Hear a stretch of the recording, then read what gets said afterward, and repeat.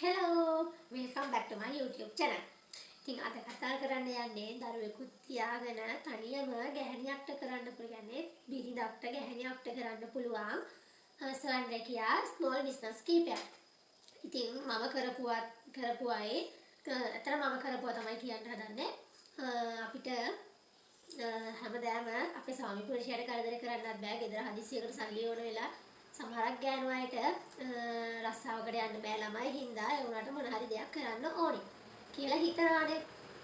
ඉතින් අන්න එහෙම හිතලා එහෙම වැඩ කරන අයට තමයි මේ වීඩියෝ එක. ඉතින් ඉස්සෙල්ලාම කියනවා මගේ YouTube channel එක subscribe කරන්න. වීඩියෝ එක හොඳයි නම් like එකක් දාන්න මතක කරන්න එපා. ඉතින් දරුවෙකුත් බලාගෙන තනියම ගැහණියක් කරන්න පුළුවන් business ideas ගොඩක් තියෙනවා. ඒකෙන් එකක් තමයි අපිට පුළුවන් handmade කියන්නේ අත්කම් නිර්මාණ. හිතන්නකෝ ඔයා හදන්න දන්නවා මල් හදන්න දන්නවා කියලා. එතකොට අන්න ඒ පැත්තේ ඔයාලට කරන්න පුළුවන්. මම සමහරක් ඒ වගේ ෆොටෝස් දාන්නම් වීඩියෝ එක පැත්තකින්. ඔයාලට මල් හදන්න පුළුවන් අයට පුළුවන් දැන් ribbon flower bunch හදන්න. කියන්නේ ribbon මල් හදන්න පුළුවන්. ඒවටත් ගොඩාක් පිළිමක් තියෙනවා දැන්. තව පුළුවන් ඔයාලට ෆෝම් ෂීට් වලින් මල් වාස් හදන්න. දැනට පෙන්නන්න මම ගහව නැහැ. මම කලින් කරා. මම ඒකත් කරලා තියෙනවා. ෆෝම් ෂීට් මල් වාස් හදන්න පුළුවන් ඔයාලට මම ෆොටෝ එකක් දාන්නම්. ඉතින් ඔයාලට දරුවෙකුත් ඉඳන් ගෙදර ටික කරලා ඉවර වෙලා කරන්න පුළුවන් දේවල් තමයි.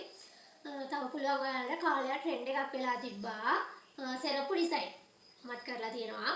සෙරප්පු ඩිසයින් කරලා ඒවා විකුණන්න පුළුවන් අපිට. ඒත් අපිට තව කරන්න පුළුවන් දෙයක් තමයි සමහරක් අයට මහන්න පුළුවන් මැෂින් එකක් තියෙනවා මහන්න පුළුවන් අයට ඔයාලා මහන්න පුළුවන් අය දුම් මහලා ඔයාගේ හැමෝම පාවිච්චි කරන දේ අනේ FB WhatsApp YouTube ඔයගේ දේවල් ඉතින් ඔයා FB page එකක් හදාගෙන ඔයාට ඒවා ඔයාට තමන්ට මහගෙන එක වීඩියෝස් දාන්න පුළුවන් ෆොටෝ එකක් දාන්න පුළුවන් WhatsApp යාළුවන්ට පෙන්නලා ඕඩර්ස් ගන්න පුළුවන්. එතකොට තව එකක් තමයි මම දැනට කරන බිස්නස් එක තමයි මෙන්න මේ වගේ ටී-ෂර්ට්. මෙන්න මේ ටී-ෂර්ට් print කරන්න පුළුවන්. අපිට දැන් මමත් බබත් එක්ක මෙන්න මේ වගේ ටී-ෂර්ට් print කරනවා. ඉතින් ඔයාලට ටී-ෂර්ට් print කරන්න බැරි නම් ටී-ෂර්ට් print කරන තැනකින් අරගෙන ඔයාලට අතේ ගාණක් තියාගෙන සද්ද ගණන් ගන්න එපා. මම ඉන්නේ ගමකනේ. ඉතින් වඳුර එනවා පාරායිලි හින්දා බස් වල සද්ද ඇහෙනවා. ඉතින් ඒව ගණන් ගන්න එපා. ඉතින් ඔයාලට මෙන්න මේ වගේ ටී-ෂර්ට් print කරන කෙනෙක්ගෙන් අරගෙන ඔයාලට රීසේල් කරන්න පුළුවන්. එතකොට දැනට print කරන්න මැෂින් එකක් ගන්න බැරි කෙනෙක්. එතකොට තව කරන්න පුළුවන් අපිට. එතකොට අපිට තව කරන්න පුළුවන් දෙයක් තමයි මම ඔයාලට කියවනේ ribbon flower bunch හදන්න පුළුවන් කියලා. එතකොට gift item. ගෑනු ළමයි ඔයා ආස කරන දේවල් පිරිමි ළමයිට අන්න ඒ වගේ දේවල් gift boxes විදියට ඔන්න ඔයාලට gift items හදන්න පුළුවන්. එතකොට තව පුළුවන් දෙයක් තමයි සමහරක් අයට පුළුවන් කියන්නේ ඔය පබළු වලින් ගොතන්න එතකොට ගෙතුම් ඒ කියන්නේ වූල් ගොතන්න අන්න ඒ වගේ නිර්මාණත් කරන්න පුළුවන්. ඉතින් මම දැනට නම් ගොඩක් දේවල් දන්නේ නැහැ. මම කරලා තියෙන්නේ මම සෙරප්පු ඩිසයින් කරලා තියෙනවා. සෙරප්පු වලට මල් වාස් හදලා තියෙන. ඒ කියන්නේ සෙරප්පු වලට ඕන මල් හදලා තියෙනවා. මල් වාස් හදලා තියෙනවා.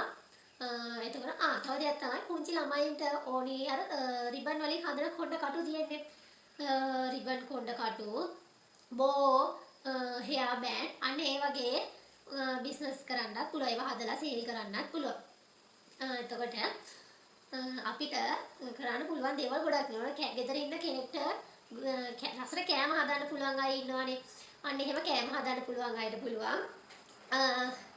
ඔයාලට ළඟ තියෙන කඩවල වලට කැම දාන්න. නැත්නම් ඔන්න ඔයාලා ඔය කේක් වගේ හදන්න දන්නවා නම් කේක් ඩිලිවරි කරන්න පුළුවන්. ඉතින් ඔයාලට මම කියන්න ඔන්න ඔය බිස්නස් අයිඩියාස් ටික තමයි.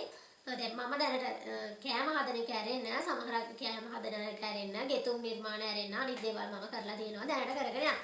රිබන් වලින් flower bunch හදනවා. එතකොට ටී-ෂර්ට් print කරනවා. මල් වාස් හදනවා. මම කරපු දේවල් ටික කාලයකට නතර කරාට දැන් මම ආයේ ඒවා ටික ටික කරනවා. ඉතින් ඔන්න ඔයාලට මගේ අත්දැකීම් තමයි කිව්වේ අපිට සමහරක් වෙලාවට එතකොට අපිට තව ප්‍රශ්නයක් එනවා. අපි මේව කොහොමද සේල් කරන්නේ? කාටද සේල් කරන්නේ? ඉතින් අපිට පුළුවන් ඒක ඔයාලගේ ගම්වල ඉන්න අය නම් චූටි චූටි පොළවල් තියෙනවා. අන්න එහෙම ඒ පොලකට අරන් යන්න පුළුවන්. නැත්තම් දැන් අපිට දරුවෙක් එක්ක පොලේක ඉන්න ගිහින් අමාරුයිනේ. මම ඉඳලා තියෙනවා.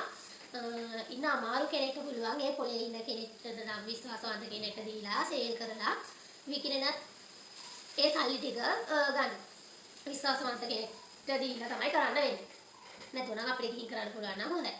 එතකොට තව පුළුවන් අපිට Facebook page එකක් හදලා ඒකේ දාන්න දවසට එක ගානේ වීඩියෝස් වගේ දාන්න පුළුවන්. එතකොට සමහරක් වෙලාවට අමාරුයි. දරුවෙක් එක්ක අමාරුයි. ගැහණියක් කියන්නේ කට්ට කන්න ඕන කෙනෙක්නේ. ගැහණියක් කියන්නේ අවුරුද්දේ 365 දවසෙම කට්ට කාලා ජීවත් වෙන කෙනෙක්. ඉතින් අපිට කොහොමද විදියට දරුවගේ වැඩ කරගෙන දවසට පුළුවන් නම් එක වීඩියෝ එකක් හදලා දාන්න. ඉතින් එහෙම දේවල් කරන්න පුළුවන්. එතකොට තව පුළුවන් ඔයාලගේ ලේකම් කාර්යාලවල තියෙනවා කුඩා ව්‍යාපාරාංශය කියලා අංශයක්.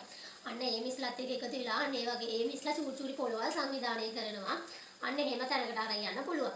තව එකක් තමයි අපේ රජයේ ආයතන ඔය තියෙන තැන්වල සමහර තැන්වල චූටි කඩවල් දාන්න දෙනවා. අන්න ඒ වගේ තැනකට ගිහිල්ලා දාන්න පුළුවන්.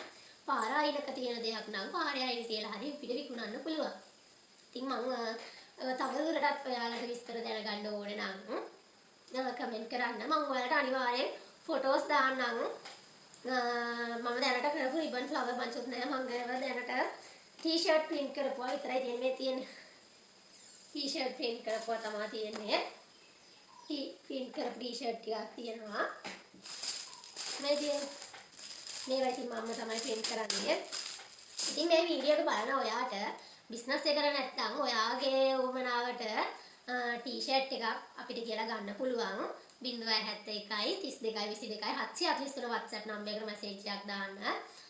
ඔයාට පුළුවන් නම් මගේ YouTube channel එක subscribe කරලා මගේ Facebook page එකත් subscribe කරන්න පුළුවන් කෙනෙක් නම්. එහෙනම් මම අදට වීඩියෝ එක ඉවරයි. ඔයාලට තව දැනගන්න දේවල් ඕන නම් මේ බිස්නස් එක කොහොමද කරන්නේ?